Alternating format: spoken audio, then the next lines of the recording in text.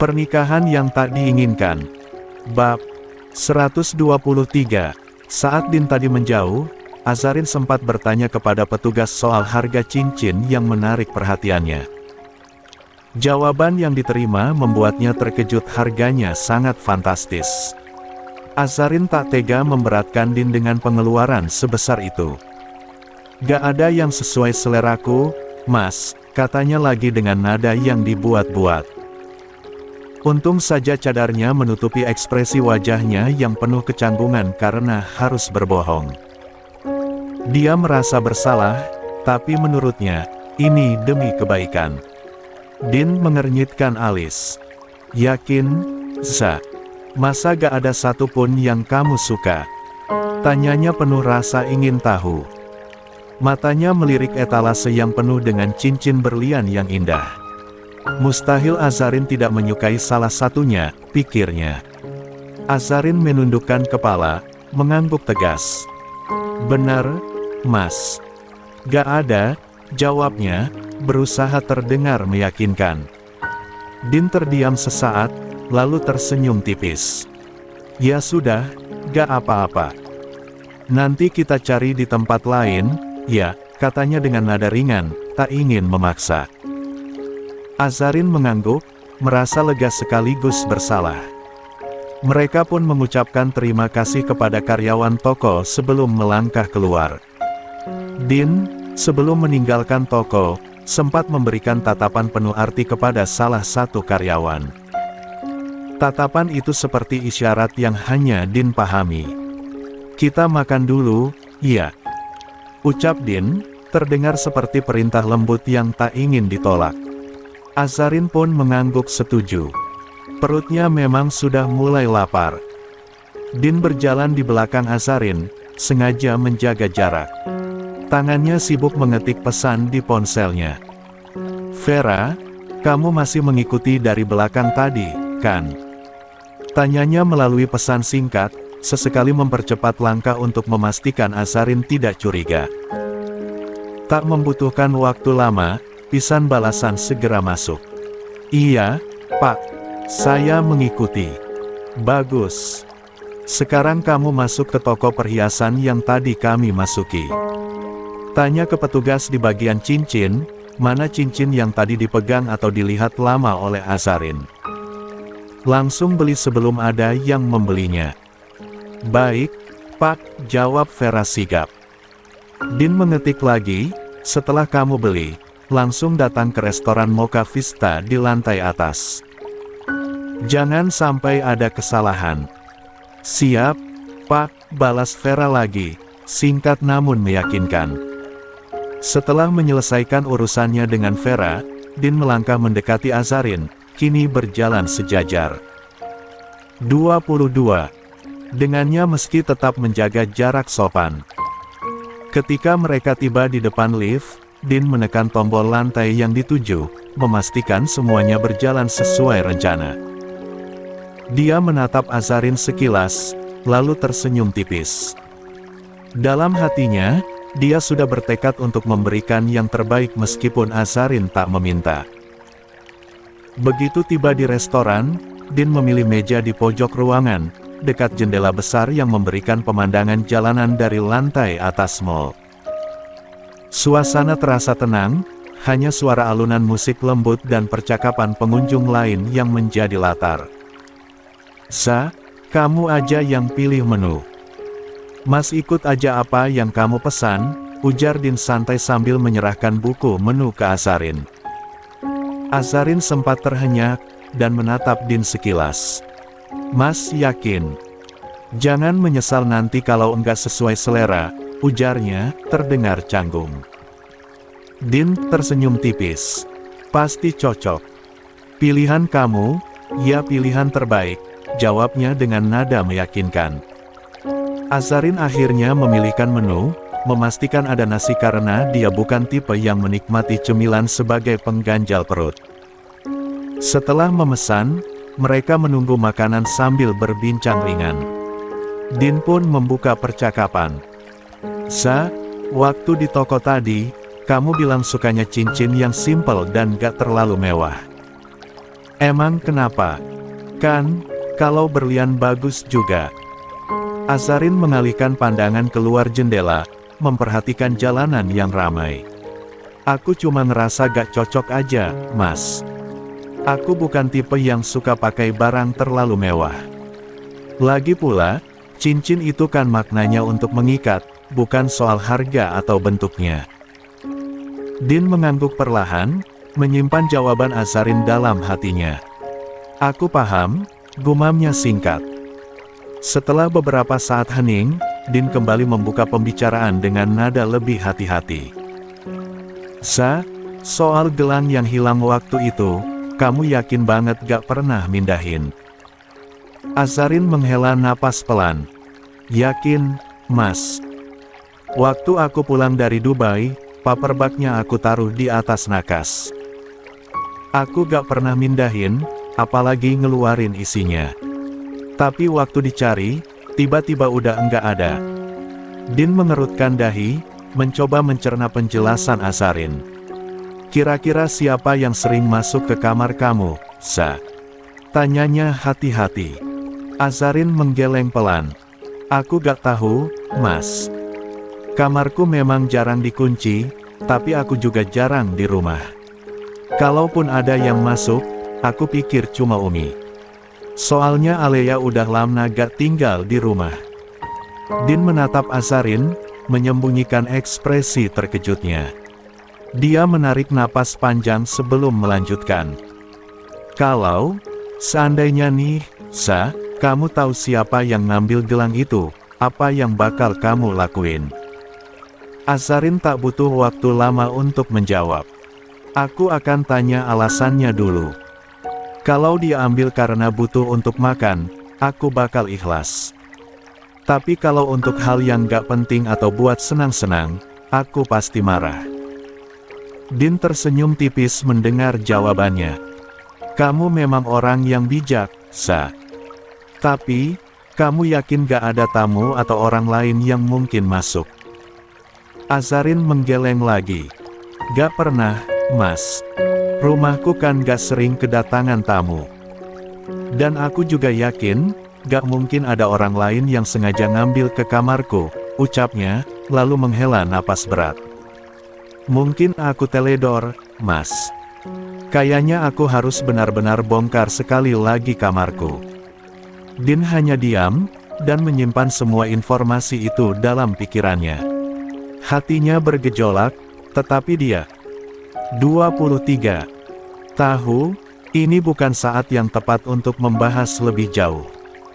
Dia ingin menyelesaikan semuanya tanpa membuat Azarin terluka lebih dalam. Di saat mereka menunggu makanan, Vera muncul di depan meja dengan langkah ringan.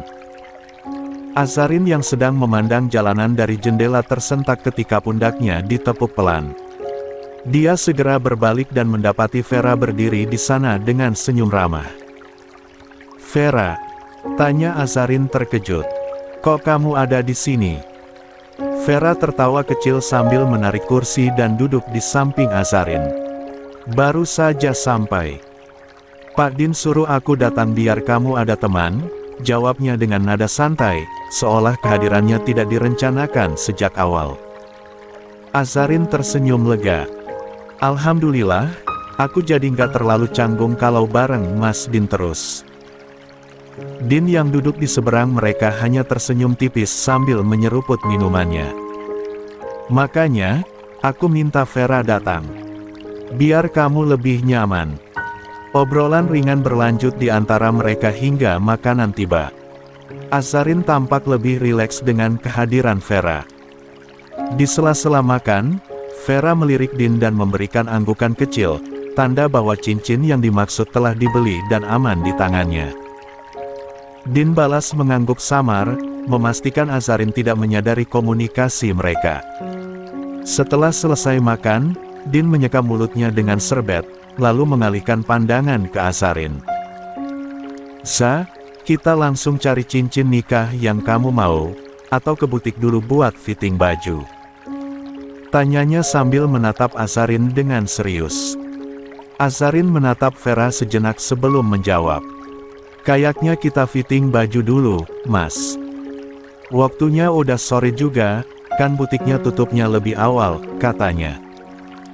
Din mengangguk setuju. Oke, kita langsung ke butik. Setelah itu baru kita pikirkan soal cincin. Vera yang mendengar itu ikut menimpali. Aku ikut ke butik, ya. Kalau gak, kalian bakal terlalu kaku kalau cuma berdua, ujarnya sambil tersenyum menggoda. Azarin menunduk malu dan mengangguk setuju. Din hanya menghela napas sambil tersenyum. Kalau gitu, mobil Vera kita tinggal di parkiran, ya. Semua naik mobilku. Siap, Pak, sahut Vera sambil tertawa kecil. Mereka pun beranjak dari restoran dan menuju mobil Din. Perjalanan menuju butik terasa lebih ramai dengan celotehan ringan Vera di sepanjang jalan. Din, meski terkesan pendiam, tetap menikmati kebersamaan itu sambil sesekali mencuri pandang ke arah Azarin melalui kaca spion, memastikan bahwa calon istrinya merasa nyaman sepanjang waktu. Kek, matahari mulai condong ke barat, menandakan waktu telah sore. Jenderal berdiri di depan cermin dengan bantuan tongkat, mengenakan pakaian rapi dengan potongan formal, menyemprotkan parfum berulang kali di dadanya. Aroma segar dan maskulin memenuhi kamar. Wajahnya terlihat antusias, meski di balik itu, ada sedikit kegugupan yang tersembunyi. Elsa, yang memperhatikan dari pintu kamar, berjalan mendekat sambil tersenyum kecil. Kak, itu parfum apa bensin? Banyak banget semprotnya, sindir Elsa sambil tertawa ringan. Jenderal menoleh ke adiknya, tersenyum tipis. Ini parfum yang dulu Azarin suka waktu kita masih bersama, ucapnya, menatap kembali pantulan dirinya di cermin. Nada suaranya pelan, tetapi penuh harapan. 24. Elsa tertegun sejenak, melihat ekspresi kakaknya yang jarang terlihat. Dia mendekat, duduk di sisi tempat tidur, lalu berkata dengan nada lembut. Kak, aku senang lihat kakak berusaha seperti ini. Tapi, gimana kalau nanti Kak Aza tetap menolak? Kakak harus siap, ya. Jangan sampai jatuh lagi, ucap Elsa sambil menatap penuh kekhawatiran. Jenderal terdiam, pandangannya tertuju pada parfum di tangannya. Perlahan, dia mengangguk. Iya, aku paham, Dek. Aku cuma mau coba sekali lagi. Setidaknya, biar aku gak menyesal nantinya. Elsa tersenyum tipis, meski matanya sedikit berkaca-kaca. Tapi, Kak, jangan memaksakan kehendak, ya. Kalau kakak terlalu keras, Kak Aza bisa makin gak nyaman, bahkan makin benci. Jenderal menghela napas panjang, kemudian menatap Elsa. Aku gak akan memaksa, Dek. Aku cuma ingin dia tahu kalau aku benar-benar berubah. Kalau dia masih gak mau, aku akan terima. Tapi, aku gak mau menyerah tanpa usaha. Elsa mengangguk pelan, merasa lega mendengar jawaban kakaknya. Dia menepuk pundak jenderal dengan lembut. Bagus kalau kakak udah mikir sejauh itu. Aku yakin, apapun hasilnya nanti, kakak pasti bisa hadapi. Aku di sini, kok, kalau kakak butuh teman cerita. Terima kasih, Dek. Aku beruntung punya adik kayak kamu, ujar jenderal sambil tersenyum tulus. Elsa tertawa kecil. Ya sudah, buruan sana. Jangan bikin Kak Aza yang nunggu kakak. Tapi jangan lupa, parfumnya udah cukup, ya. Jangan bikin dia pingsan karena baunya terlalu tajam. Jenderal tertawa kecil, menggelengkan kepala. Iya, iya. Doain aja semuanya lancar. Elsa tersenyum, mengantarkan jenderal sampai pintu, meski masih sedikit sore. Dalam hati, dia berharap kakaknya bisa mendapatkan kebahagiaan, apapun hasil dari pertemuan itu. Namun, saat jenderal dan Elsa melangkah keluar dari kontrakan, sebuah mobil hitam terparkir di pinggir jalan menarik perhatian mereka. Jenderal menghentikan langkah, mengerutkan kening. "Dek, kamu pesan mobil untuk antar aku ke kafe?" tanyanya sambil menatap Elsa. Elsa menggeleng cepat. "Gak, Kak. Kan kakak bilang tadi aku pesannya ojek motor," jawabnya sambil memeriksa ponsel. Di saat yang sama, suara motor berhenti di belakang mobil hitam tersebut. Elsa melihat ke layar ponselnya, memastikan.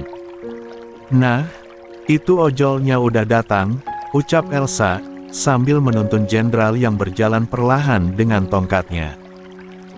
Tanpa memedulikan mobil asing itu lebih jauh, Elsa membantu jenderal keluar pagar. Namun, sebelum mereka sepenuhnya sampai di luar, mobil hitam tersebut melaju perlahan, meninggalkan tempat itu tanpa jejak. "Mobil siapa tadi?" "Ya," gumam Elsa, lebih kepada dirinya sendiri. "Entah." "Jangan dipikirin," balas jenderal, mencoba mengabaikan kekhawatirannya. Elsa tersenyum, lalu berpesan pada pengemudi ojol, "Tolong hati-hati di jalan." "Ya, Bang." Pengemudi itu mengangguk sopan. "Siap, Mbak. Aman, tenang aja. Kamu juga, hati-hati di rumah. Kunci pintunya.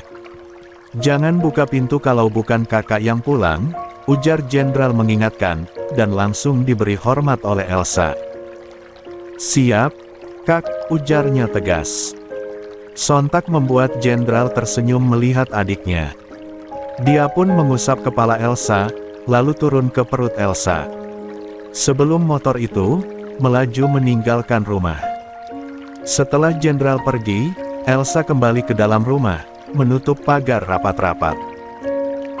Dia memutuskan membereskan cucian piring di dapur sambil sesekali mengusap perutnya yang mulai membuncit dengan lembut. 25. Hingga tak terasa, waktu berjalan, malam sudah mulai menyelimuti langit. Elsa berbaring di tempat tidurnya, memainkan ponsel untuk mengusir sepi. Namun, di tengah keheningan itu, suara ketukan di pintu depan memecah konsentrasinya. "Pasti Kak Jen udah pulang," gumam Elsa, sambil bangkit dengan semangat. Dia penasaran dengan cerita kakaknya. Tanpa berpikir panjang, dia berjalan ke ruang tamu dan langsung membuka pintu tanpa mengintip terlebih dahulu. Namun, detik berikutnya, tubuh Elsa membeku. Seorang pria yang dikenalnya dengan baik menerobos masuk dengan cepat. Sebelum Elsa sempat bereaksi, pria itu menutup pintu, mendekap mulutnya erat-erat, dan mendorongnya ke tembok. "Gak usah teriak, Elsa," bisik pria itu dengan suara rendah dan dingin. Wajahnya mendekat, napasnya terasa mengancam. "Kalau kamu gak nurutin aku sebar video telanjang kita di hotel waktu itu. Kamu gak bakal selamat." Elsa mencoba memberontak, tapi kekuatannya terlalu lemah. Matanya berkaca-kaca, tubuhnya gemetar hebat. Tolong. Jangan," katanya dengan suara tertahan di sela-sela desah napas yang penuh ketakutan. Pria itu menatapnya tajam. "Diam. Kalau kamu nurut, semuanya aman. Tapi kalau gak, jangan salahkan aku." Elsa hanya bisa mengangguk kecil, air mata mengalir di pipinya. Jantungnya berdegup kencang, takut akan apa yang terjadi selanjutnya. Pria bertopi itu mengeluarkan sebuah plastik kecil berisi bubuk putih. Elsa menatap benda itu dengan ngeri, pikirannya langsung membayangkan hal-hal buruk. Tangannya bergetar, tetapi tubuhnya tetap tertekan di dinding oleh pria tersebut. Wajahnya semakin pucat, sementara pria itu menatapnya dengan senyum sinis. "Elsa, ikut aku. Kita pesta lagi," bisik pria itu di telinganya, suaranya serak namun penuh ancaman. "Kali ini di hotel, sama anak-anak yang lain. Kamu kan tahu, gimana serunya." Kata pesta membuat Elsa ingin muntah. Dia tahu persis apa yang dimaksud pria itu. Bukan pesta biasa, melainkan mimpi buruk yang sudah ingin dihindari. Tubuhnya terasa lemas, seolah semua energinya terkuras hanya karena bayangan kelam itu. "Raka, tolong, jangan. Aku gak bisa," ucap Elsa dengan suara lirih, air matanya mulai mengalir deras. Dia berusaha menguatkan dirinya meskipun ketakutan membelenggu. "Aku hamil, Raka. Aku nggak mau ada apa-apa sama anak aku." Namun, alih-alih iba, Raka malah tertawa kecil, dingin dan tanpa perasaan. "Hamil? Bagus. Tapi aku gak peduli, Elsa. Kamu tetap ikut. Jangan bikin masalah, ngerti?" Raka semakin mendekatkan wajahnya, bisikannya semakin mengintimidasi. "Kalau kamu berani nolak, kamu tahu kan apa yang bakal aku lakuin? Semua orang bakal tahu kesenangan kita waktu itu. Kamu mau hidupmu hancur." Elsa menangis makin deras. Dia tahu ancaman Raka bukan sekadar omong kosong. Bayangan video memalukan itu tersebar di mana-mana membuatnya tak mampu melawan. "Baik, aku ikut," jawab Elsa akhirnya, suaranya hampir tak terdengar. Bukan karena dia ingin, tetapi karena dia harus melindungi dirinya dan bayinya. Raka mencengkeram lengannya dan menariknya menuju pintu. "Bagus. Tapi ingat, jangan macam-macam. Kalau ada warga yang tahu, kamu yang rugi." Elsa hanya bisa menurut, meski hatinya menjerit ketakutan. Langkahnya terasa berat saat mereka keluar. 26. Dari rumah, sementara pikirannya dipenuhi doa agar ada seseorang yang bisa menyelamatkannya dari mimpi buruk ini.